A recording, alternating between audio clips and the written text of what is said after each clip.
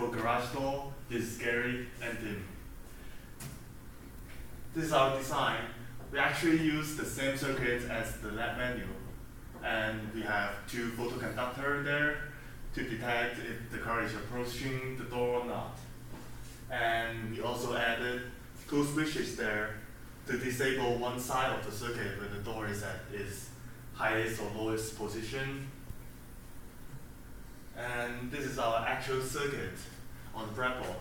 As you see, we have the switch here connected to the circuit. When the door comes down, it's gonna hit the switch.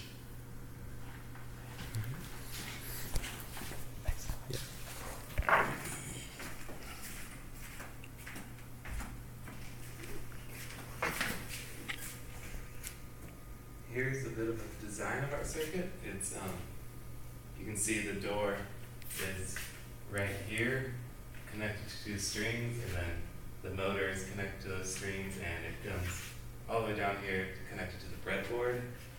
And we also have the power supply. We had to put it in a series form so that we can supply -5 volts, +5 volts, and a ground right here.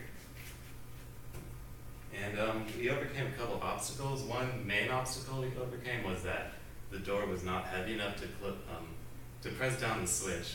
So we had to duct tape two 9-volt batteries to this door so that when it fell on the switch, it would actually, hit the switch and disable the circuit. And you can see there was a switch right down here, and there's another one up here. So when the door opens, it'll also disable the circuit. That was the biggest obstacle we overcame, was actually finding out how to hit the switches. And so we figured out this was the best way to do it. And here's a video of our garage door actually playing.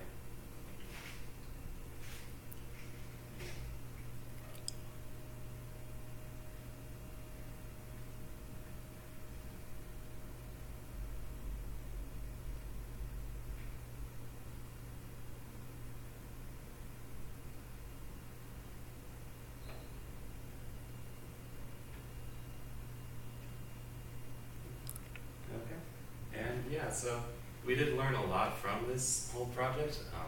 One thing that we learned was how to use the photoresistors or photoconductors, and we learned that in certain dark lights that even though there's some light shining on it, that it's not enough, so we had to shine a brighter light on the other photoresistor, and that can just show how sensitive they are and how they can be imperfect tools, but we figured out how to use them anyway.